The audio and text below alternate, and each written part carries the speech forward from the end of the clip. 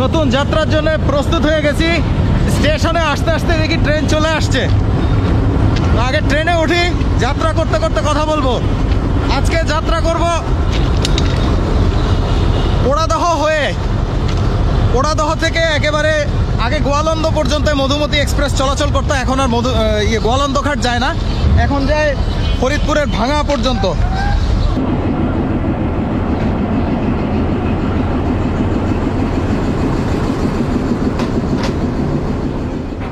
2003 সাল থেকে রাজশাহী ভাঙা রুটে চলাচল শুরু করে মধুমতি এক্সপ্রেস। পরবর্তীতে তা ঢাকা পর্যন্ত বর্ধিত করা হয়। এটি একটি ব্রডগেজ ট্রেন। শুরু থেকে ভ্যাকুয়াম রেক নিয়ে চলাচল করলেও 9 ফেব্রুয়ারি 2024 থেকে ইনকা রেক নিয়ে চলাচল করে। দীর্ঘদিনের পুরনো এই কোচের যাত্রা যা আর ভবিষ্যতে হয়তো দেখা যাবে না, তাই পুরনো রেকের অভিজ্ঞতা আপনাদের সাথে ভাগ করে নিতে আজকের সফর। ট্রেন মোটামুটি ফাঁকাই দেখা যাচ্ছে, এখনো অত বেশি যাত্রী নেই। 9:58 ছাড়ার কথা, এখনই মনে হয় ট্রেন ছেড়ে দিবে।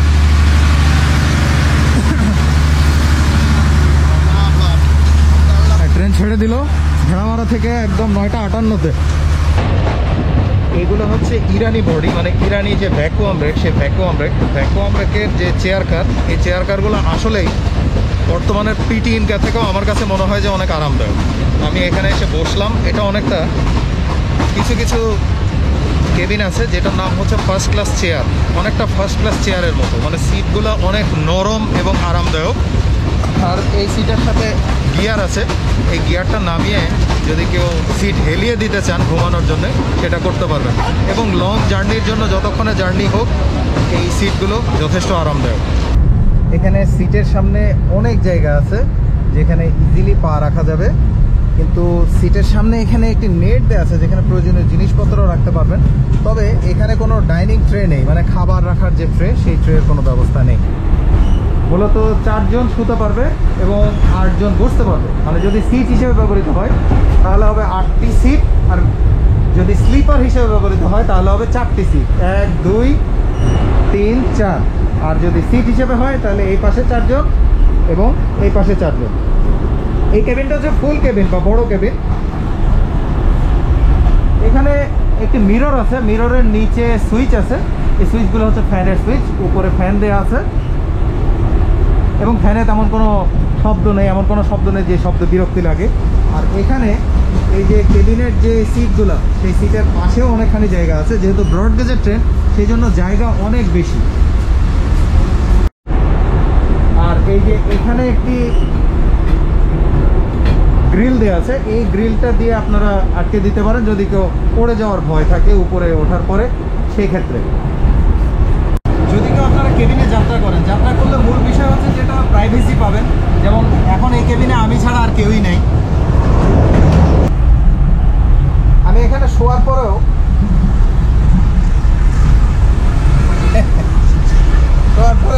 আমার পায়ের পরে আরও অনেক জায়গা রয়ে গেছে, বেশ আরামদায়ক। তবে এখানে কথা হচ্ছে এটাই যে এই নন এসি কেবিনগুলা অন্যান্য আরও যে ইন্দোনেশিয়ান পিটি ইনকার যে কেবিন, নন এসি কেবিনই, পিটি ইনকার নন এসি কেবিনও আছে, যেমন তিস্তা এক্সপ্রেস, তো ওইগুলো একটু আরামদায়ক হয়, সিটগুলো বেশ নরম হয়। কিন্তু এটা সিটগুলো আর কি অতটা আরামদায়ক না, একটু কম, তবে একেবারে খারাপ না, ভালো। হেলে দুলে এগিয়ে চলছে মধুমতি এক্সপ্রেস। সেই সাথে আমরাও হেলে দুলে প্রকৃতি উপভোগ করি।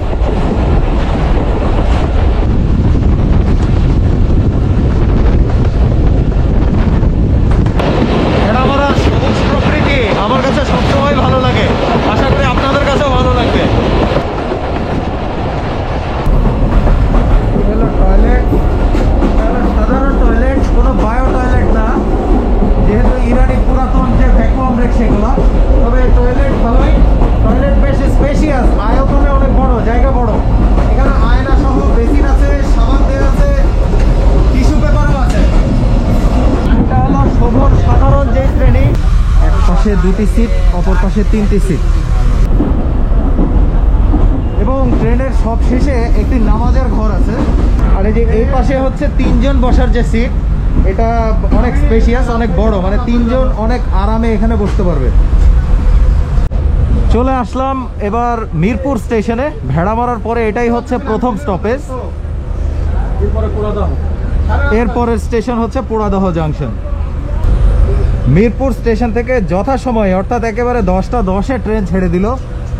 মানে আমাদের লোকোমাস্টার গার্ড সাহেব এবং মানে ট্রেনের সম্পূর্ণ পরিচালনা বেশ ভালোভাবে পরিচালিত হচ্ছে, সময় একদম কঠিনভাবে মেনটেন করা হচ্ছে। এটা হচ্ছে মিরপুর স্টেশনের অপর প্রান্ত। এই প্রান্তে দেখা যাচ্ছে ওভারব্রিজের একটি সিঁড়ি।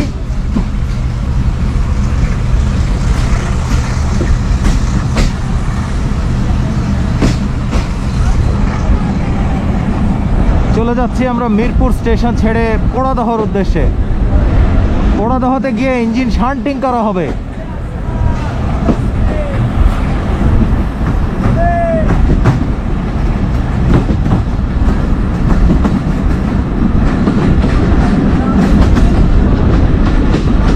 ইনকা রেক আজকের এই পুরনো রেকের থেকে বেশ ভালো, তবে একটি বিষয় উল্লেখযোগ্য, এই ট্রেনে যেমন শোভন শ্রেণী আছে, সেখানে কম ভাড়ায় যাত্রা করা যায়, সেই সুযোগ আর থাকবে না।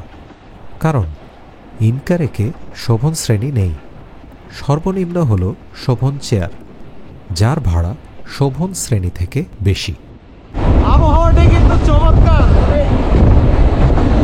এখন যে মেঘলা মেঘলা একটা আবহাওয়া আসছে, এই আবহাওয়াটা খালি চোখে দেখতে অনেক ভালো লাগে, মানে যাত্রাটা অনেক উপভোগ্য হয়ে উঠছে।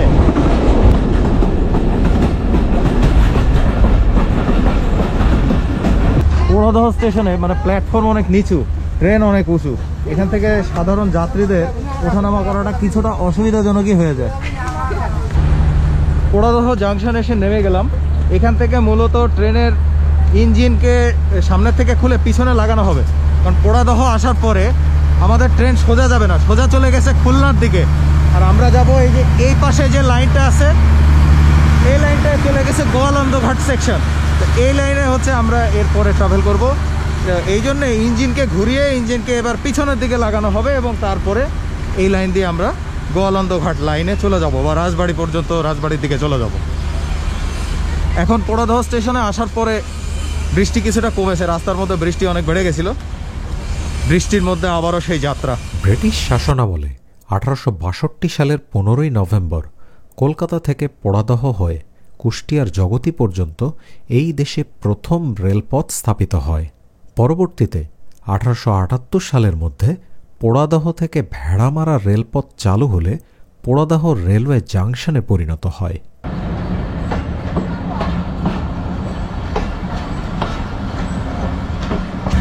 এখানে ট্রেনটাকে সামনে নেওয়া হচ্ছে, সামনে নিয়ে তারপরে যে এই লাইনে এনে ট্রেনটাকে রাখা হবে। তো আপনারা আবার ভাববেন না যে ট্রেন আমাকে ছেড়ে চলে যাচ্ছে, ট্রেন যাচ্ছে না, ট্রেন আসছে। এই যে লাইন থেকে যাচ্ছে গিয়ে পরবর্তীতে এই যে এটা হলো গোয়ালন্দ ঘাট সেকশনের যে লাইন, সেই লাইন, এই লাইনে এসে ট্রেনটা ভিড়বে।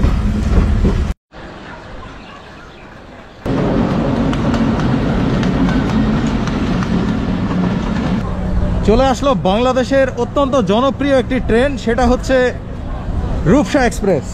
যা রূপসা তাই সীমান্ত। রূপসা হয়ে এটা যাচ্ছে, এটা রাত্রেবেলা সীমান্ত হয়ে ফিরবে।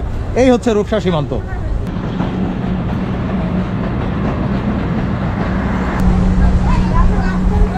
একদম খুলনা থেকে শুরু করে চিলাহাটি পর্যন্ত চলে যায় এই রূপসা এবং সীমান্ত এক্সপ্রেস।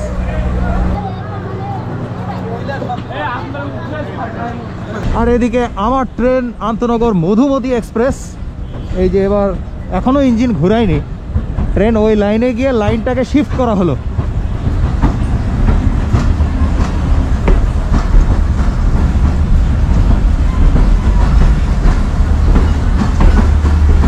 এবারে যে রাজবাড়ি বা গোয়ালন্দ ঘাটের যে লাইন, সে লাইনে ট্রেনটি ঢুকলো। এরপর যে লোকোমোটিভ আছে, লোকোমোটিভটাকে ঘুরিয়ে সামনের দিকে দেওয়া হবে। এই যে লোকোমোটিভ খুলে গেছে। এবার এই লোকোমোটিভটাকে এই লাইন দিয়ে, আমি যে লাইনে দাঁড়িয়ে আছি, এই লাইন দিয়ে সামনে দিয়ে ফিট করা হবে।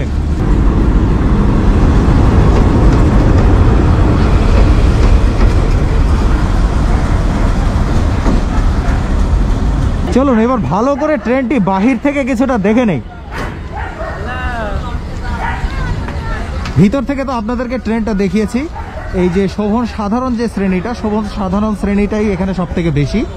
এই ট্রেনে কোনো এসি কার নেই, এয়ার কন্ডিশন চেয়ার বা কেবিন কোনোটি নেই। নন এসি কেবিন, শোভন চেয়ার এবং শোভন শ্রেণী। তবে এর মধ্যে আমার কাছে মনে হয় সব থেকে ভালো হলো শোভন চেয়ার, কারণ শোভন চেয়ারটি অনেকটা ফার্স্ট ক্লাস চেয়ারের মতো, সিটগুলো অনেক আরামদায়ক।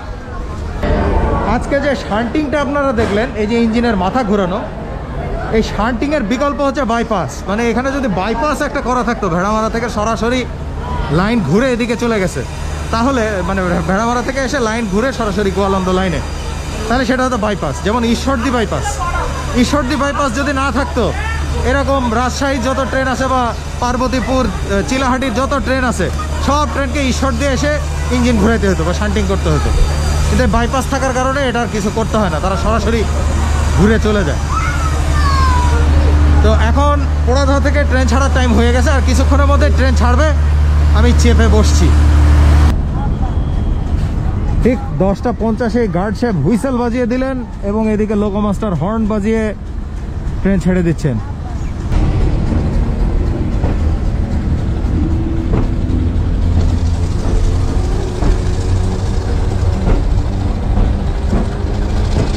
মধুমতি এক্সপ্রেস ট্রেনের বিরতি স্টেশনগুলো জানিয়ে দিচ্ছি।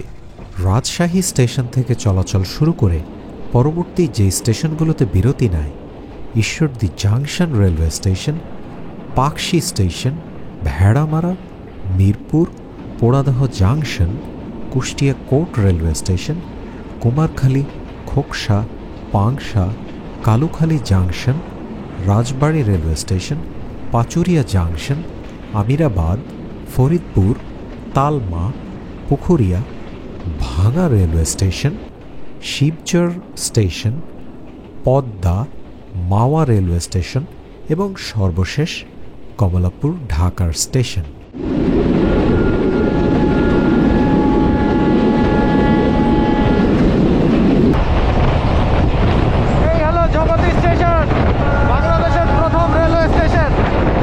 এই জগতি হল বাংলাদেশের প্রথম রেলওয়ে স্টেশন।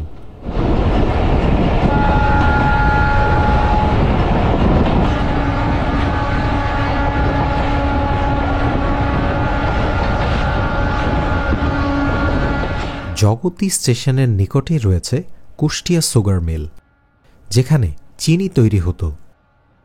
এর দ্বারাই বোঝা যায় এই জেলা আখ উৎপাদনে সমৃদ্ধ ছিল।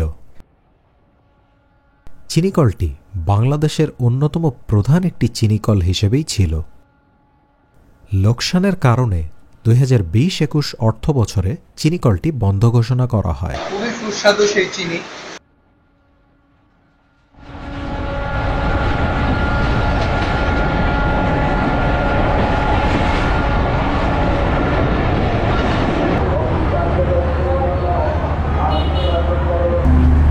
স্টেশনের প্ল্যাটফর্মও অনেক নিচু, অনেক নিচু। যাত্রীদের ওঠানামার হুড়োহুড়ি, কারণ কুষ্টিয়া স্টেশনে খুব বেশি সময় ট্রেন দাঁড়ায় না।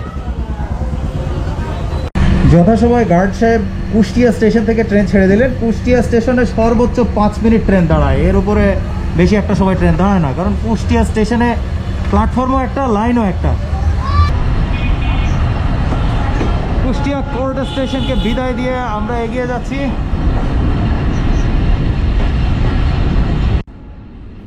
ইস্টার্ন বেঙ্গল রেলওয়ে কোম্পানি কুষ্টিয়ার জগতি থেকে পদ্মার পাড়ে পদ্মা ও যমুনার সংযোগস্থলে অবস্থিত অভ্যন্তরীণ নদীবন্দর গোয়ালন্দ ঘাট পর্যন্ত 75 কিলোমিটার রেললাইন উদ্বোধন করে 1 জানুয়ারি 1871 সালে।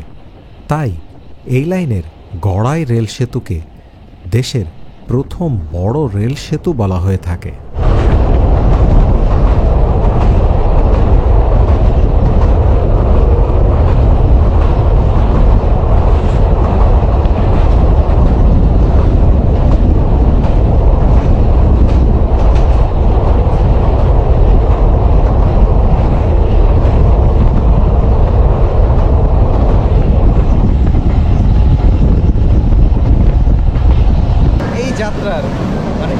রুটের বিশেষত্ব হলো এই, মানে আমার কাছে যেটা ফিল হচ্ছে, প্রথমত এই রুটটা হচ্ছে বাংলাদেশের প্রথম রেলওয়ে যে প্রবেশ করার যে রুট, সেই রুট জগতি পর্যন্ত প্রথম আসে এবং পরবর্তীতে এটাকে গোয়ালন্দ পর্যন্ত এক্সটেন্ড করা হয় বা বর্ধিত করা হয়। তো এই লাইনে একসময় চলতো বাষ্পীয় শকট, এখন চলছে ডিজেল শকট। তো ডিজেল শকটের কিছুক্ষণ পর পরই পো পো আওয়াজে যে হুইসেল বাজানো এবং হুইসেল বাজিয়ে বাজিয়ে এগিয়ে চলা, সব মিলিয়ে এই গ্রামীণ প্রকৃতির মধ্য দিয়ে আমার কাছে অনেক ভালো লাগছে, অনেক উপভোগ্য। চলে এসেছি কুমারখালী স্টেশনের খুবই কাছে। এখানে এখনও এই সনাতন পদ্ধতিতে সিগন্যাল দেওয়া হয়, অর্থাৎ সিগন্যাল ডাউন হলে সিগন্যাল গ্রিন। এই সিগন্যালের মানে হলো একটা ঊর্ধ্বমুখী, একটা যেটা আপে থাকে, আমি আপনাদেরকে দেখিয়েছিলাম, হয়তো আপনারা যদি দেখে থাকেন তাহলে দেখে থাকবেন, মিটার গেজের একটি ট্রেন যেটা হচ্ছে দোলন চাপা এক্সপ্রেসে ট্রাভেলের সময়, সেটা হচ্ছে আপ সিগন্যাল থেকে। আপ মানে হচ্ছে ঊর্ধ্বমুখী। এই যে কুমারখালীর বিখ্যাত গামছা, এই কুমারখালী হলো এমনই এক জায়গা, এই জায়গার সব কিছু হল। এই জায়গার যেমন গামছা, কাপড়, এগুলো প্রসিদ্ধ, সারা দেশে এদের প্রোডাক্ট চলে, মানে এখানকার প্রোডাক্ট চলে। আর খাদ্যদ্রব্যের দিক থেকে বিভিন্ন রকম মিষ্টান্ন খাদ্য কুমারখালীর বেশ বিখ্যাত। এখানকার পেড়া সন্দেশ যদি কেউ খেয়ে থাকেন তাহলে তারা জানবেন যে এখানকার মিষ্টি এবং মিষ্টি জাতীয় যে খাবারগুলো আছে সেগুলো কতটা সুস্বাদু হয়ে থাকে। এবার চলুন কুষ্টিয়া জেলা অতিক্রম করতে করতে এ সম্পর্কে কিছু তথ্য জেনে নেই। স্বাধীনতার পর বাংলাদেশে প্রতিষ্ঠিত প্রথম সরকারি বিশ্ববিদ্যালয় ইসলামী বিশ্ববিদ্যালয়, যা কুষ্টিয়ায় অবস্থিত। বাংলাদেশের অন্যান্য অঞ্চলের মতো কুষ্টিয়াতেও প্রধানত ধান, পাট, আখ, ডাল, তেলবীজ ইত্যাদি চাষ করা হয়। তবে জেলাটিতে তামাক ও পানের চাষও লক্ষণীয়। এছাড়াও মহিষকুণ্ডির চরে স্বল্প পরিমাণে বাদাম উৎপন্ন হয়। বাংলাদেশের বৃহত্তম বৈদ্যুতিক তার তৈরির কারখানা বিআরপি কেবলস কুষ্টিয়ায় অবস্থিত। চলে এসেছি খোকসা স্টেশনের একদম কাছাকাছি। আমার কাছে তুলনামূলক কুষ্টিয়া স্টেশনের থেকে খোকসা স্টেশনের প্ল্যাটফর্মটা বেশি ভালো লেগেছে, কারণ খোকসা স্টেশনের প্ল্যাটফর্ম যথেষ্ট উঁচু। ট্রেনে দেখা যায় বিভিন্ন রকম মানুষজন ওঠানামা করে, অনেক রোগীও ওঠে। প্ল্যাটফর্ম যদি নিচু হয় সেক্ষেত্রে তাদের জন্য ওঠানামার ক্ষেত্রে অনেক কষ্ট পোহাতে হয়।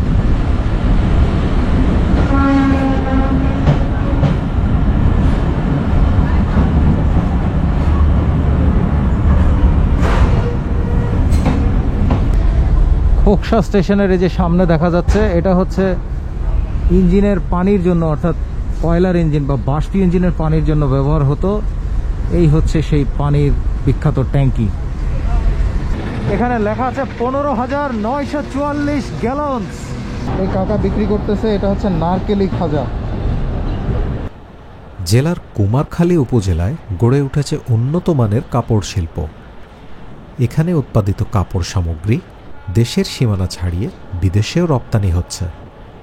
এছাড়া কুষ্টিয়ার খাজানগরে অসংখ্য চালের মিল রয়েছে। যেই এলাকাটি পোড়াদাহ জাংশনের কাছেই অবস্থিত।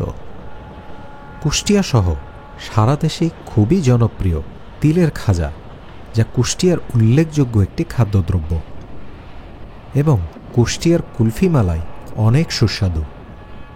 উপমহাদেশের এক সময়ের বৃহত্তম বস্ত্রকল মোহিনী মিল, যেটি কুষ্টিয়ায় অবস্থিত। এখানে রবীন্দ্রনাথ ঠাকুরের কুঠিবাড়ি এবং লালন শাহের মাজার আছে। প্রখ্যাত বাউল ও মরমী গানের স্রষ্টা লালন শাহ, প্রখ্যাত সাহিত্যিক মীর মশাররফ হোসেন, নীল বিদ্রোহের নেত্রী প্যারী সুন্দরী দেবী সহ এ অঞ্চলের অনেক বিশিষ্ট ব্যক্তিত্ব আছেন।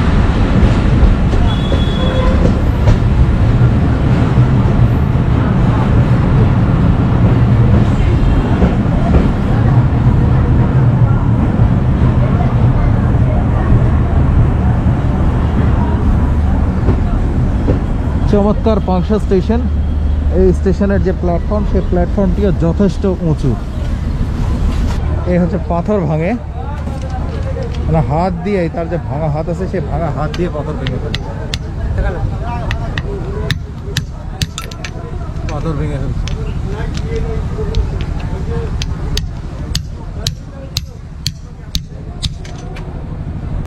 আপনার নাম কি? শামিন। শামিল। আপনি কোথায় থাকেন? আমি গোপগ্রাম থাই, খোকসা গোপগ্রাম বাড়ি। ও, আর জেলা কুষ্টিয়া। জেলা কুষ্টিয়া। হ্যাঁ। ও আচ্ছা, যাই হোক, ওনার সাথে পরিচয় হয়ে ভালো লাগলো। ওনার এই হাত দিয়েই উনি পাথরকে কিন্তু একেবারে কাবু করে ফেলেন। এই রেলের যে পাথর থাকে এই পাথর ভাঙে। আপনি এমনিতে কিছু করেন? বাজার পাহাড়া দিই, গোপগ্রাম বাজার পাহাড়া দিই। আচ্ছা। পাথর বানলিকে 10-20 টাকা দেয়। যাক, আমার পক্ষ থেকে এবং আমার দর্শকের পক্ষ থেকে আমি আপনার সুস্বাস্থ্য কামনা করি। আপনি যাতে সুস্থ থাকেন, ভালো থাকেন।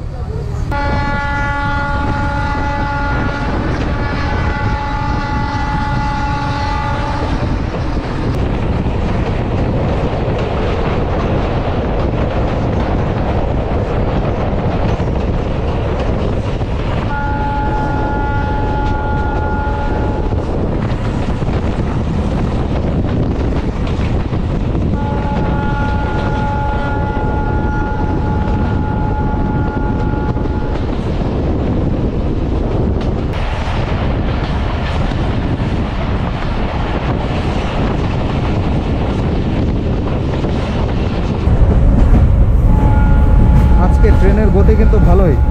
ট্রেনের গতি এখন একটু কম, আমার কাছে মনে হচ্ছে 80-র উপরেও ট্রেন চলেছে বেশ কিছু সময়। এখন এদিকে গতি কিছুটা কম।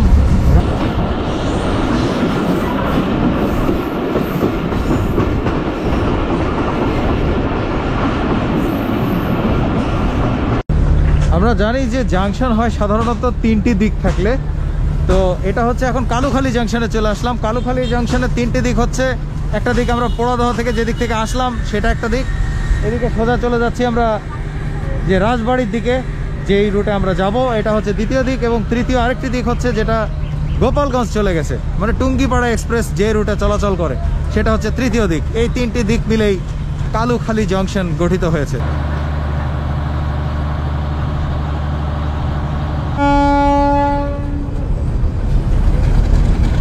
ট্রেন ছেড়ে দিল যথারীতি মাত্র 1 মিনিট বিরতি দিয়ে।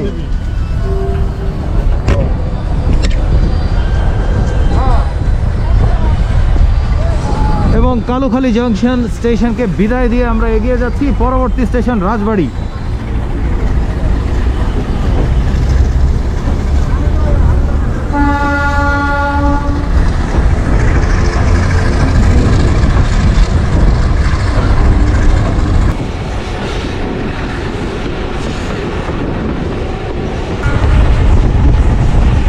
ডান পাশের যে লাইনটি, এই লাইনটি চলে গিয়েছে গোপালগঞ্জের দিকে, আর আমরা চলে যাচ্ছি সোজাসুজি রাজবাড়ি।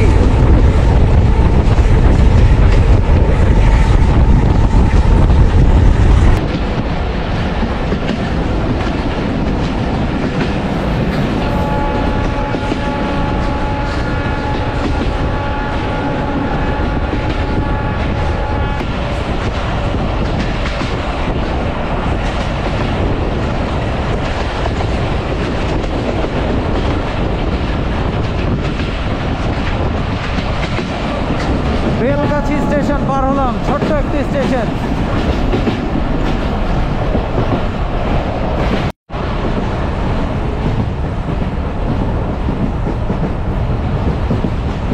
আমরা রাজবাড়ি স্টেশন চলে এসেছি।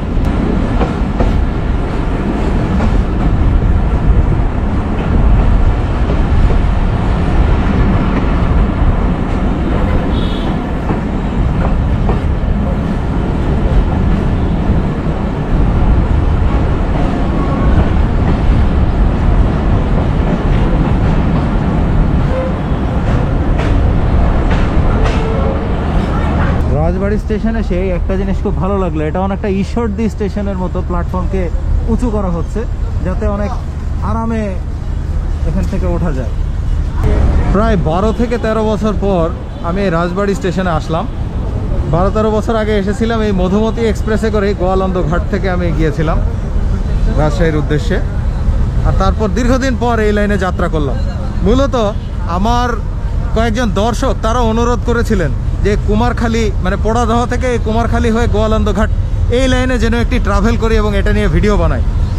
তো অনেকটা সেই উদ্দেশ্যে আজকে এই লাইনে ভ্রমণ করা। তো আমার ভ্রমণের অভিজ্ঞতা যথেষ্ট ভালো, এবং এখানে ভ্রমণ করতে গিয়ে আমার অনেকটা সেই আগের স্মৃতিতে ফিরে যাচ্ছি। এখানে লোকোমোটিভটি চেঞ্জ করা হবে, নতুন আরেকটি লোকোমোটিভ এখানে সংযোজন করা হবে।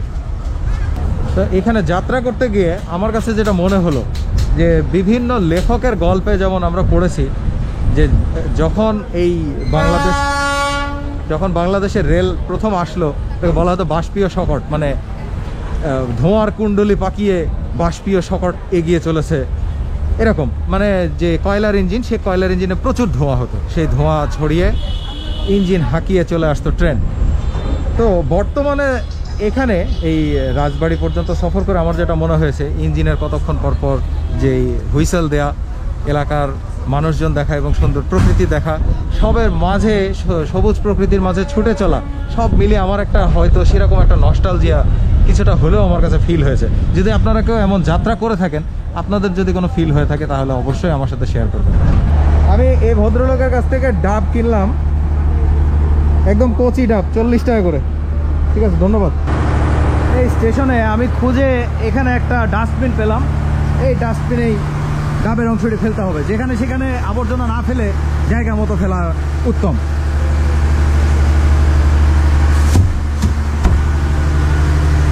আপনারা যখন গরমের মধ্যে থাকবেন, গরমের মধ্যে ডাব খাবেন, দেখা যাচ্ছে অনেক সময় অনেক কোমল পানীয় আমরা খেয়ে থাকি। কোমল পানীয় থেকেও ডাব হচ্ছে বেশি পুষ্টিকর এবং এর যে পুষ্টিগুণ থাকে এটা অনেক উপকারী, গরমের মধ্যে অনেক ভালো কাজ করে। তো এখন সিগন্যাল ডাউন দিয়ে দিয়েছে, ট্রেন ছাড়বে কিছুক্ষণের মধ্যেই।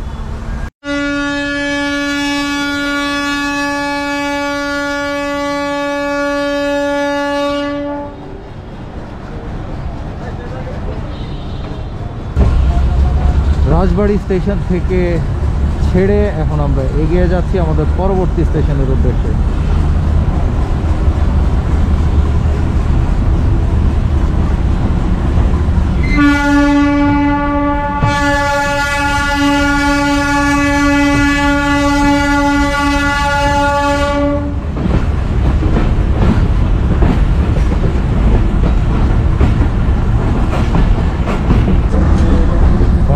শকট না হলেও ধোঁয়ার কুণ্ডলী কিন্তু একটু হলেও পাকাচ্ছে। সব মিলিয়ে আমার যাত্রা অনেক আনন্দদায়ক এবং বেশ ভালো লাগছে।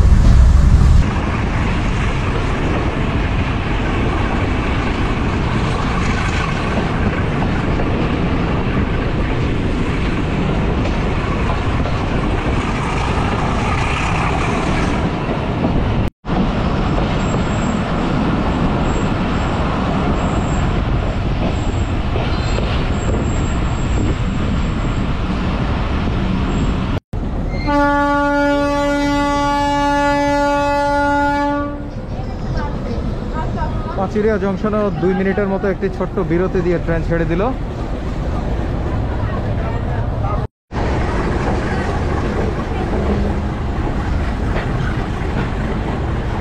পাচুরিয়া জাংশন থেকে তৃতীয় দিকটি চলে গেছে গোয়ালন্দ ঘাটের দিকে। থেকে আমরা বিদায় নিয়ে নিলাম। এর পরবর্তী স্টেশন আমিরাবাদ। আমিরাবাদ স্টেশনে এসে থামলাম। এখানেও আমার মনে হয় 1 থেকে 2 মিনিটের বিরতি হবে। ট্রেন কিন্তু সঠিক সময় মেনেই চলছে এবং এর পরের স্টেশন হচ্ছে ফরিদপুর। আর খুব বেশি দূর রাস্তা বাকি নেই, আর হয়তো 1-1.5 ঘন্টার মধ্যে আমরা নির্দিষ্ট গন্তব্য ভাঙ্গা স্টেশনে পৌঁছে যাব।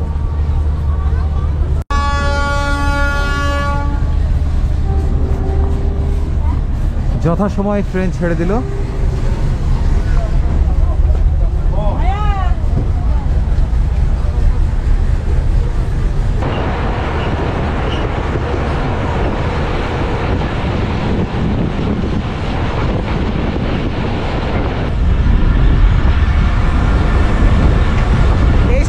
প্ল্যাটফর্মটা অনেক উঁচু, তাই এখানে জনগণ যারা ট্রেনে উঠবে তাদের জন্য উঠতে কোনো সমস্যা পোহাতে হবে না। ঠিক 1:24-এ ফরিদপুর স্টেশন থেকে আমাদের ট্রেনটি ছেড়ে গেল। ট্রেন যথাসময় চলছে এবং কোনো স্টেশনে তেমন একটা বিরতি দিচ্ছে না।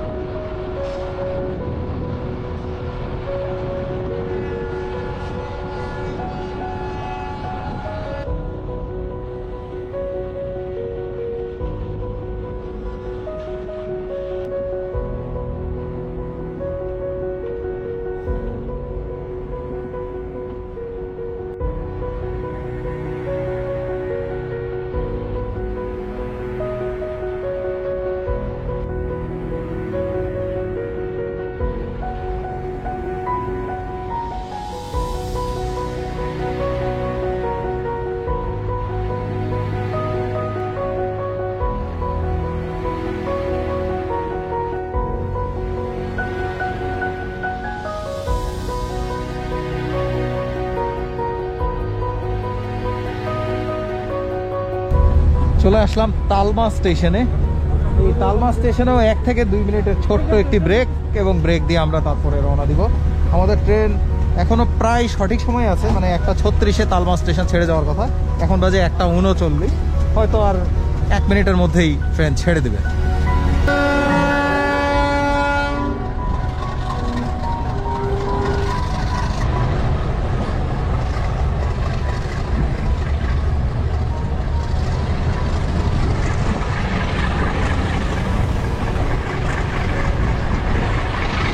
তালমা স্টেশন থেকে আমরা বিদায় নিয়ে নিলাম। এরপরে পুকুরিয়া স্টেশনে আমরা পৌঁছে যাব, আর পুকুরিয়ার পরেই আসছে ভাঙ্গা স্টেশন।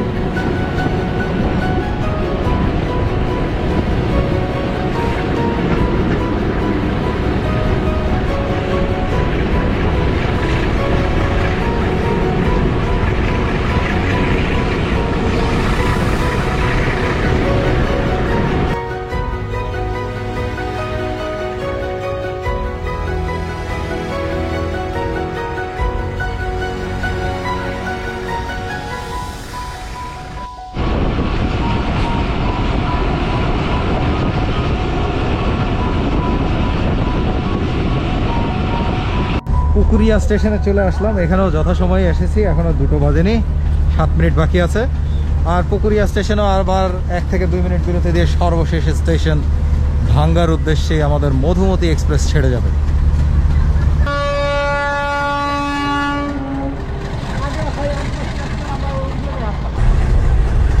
পুকুরিয়া থেকে আমাদের ট্রেন ছেড়ে গেল।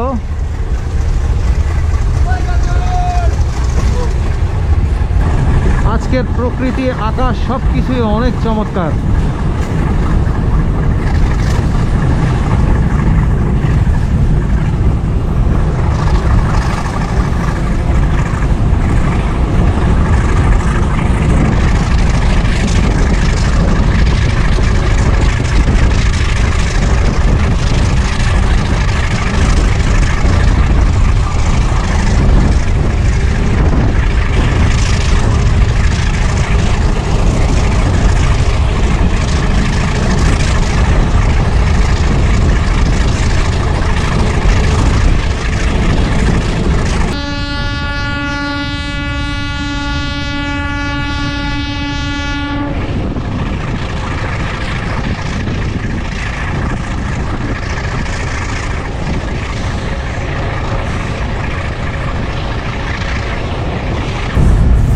যাত্রা প্রায় শেষ পর্যায়ে চলে এসেছি।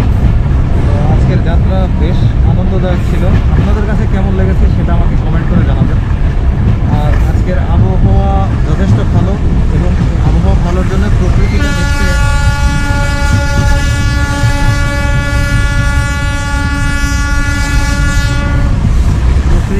দেখতে অনেক ভালো লেগেছে। আপনাদের কাছে আশা করি এই যাত্রাটি ভালো লেগেছে, এবং বিশেষত এই রাস্তার বা এই রেলপথের যে স্মৃতিচারক, যেই স্মৃতি বিজড়িত রেলপথে, সেই স্মৃতিকে স্মরণ করে যাত্রা করার মজাটা আর একটু অন্যরকম, আর একটু বেশি।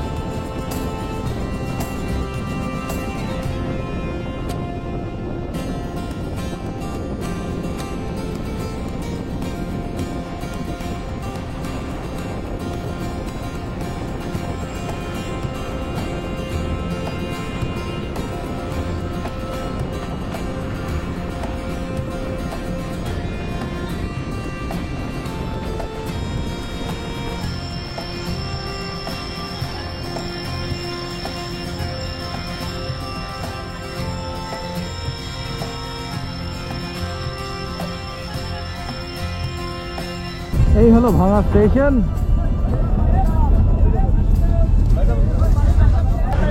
চমৎকার এই রেল সফর শেষ করলাম এবং এজন্য ধন্যবাদ দিচ্ছি আমি বাংলাদেশ রেলওয়ে এবং মধুমতি এক্সপ্রেসকে। অসাধারণ একটি যাত্রার অভিজ্ঞতা অনুভব করলাম এবং আপনারাও আশা করি দেখলেন যে যাত্রাটা কতটা সুন্দর ছিল। তো আবারও দেখা হবে খুব শীঘ্রই নতুন কোনো যাত্রায়।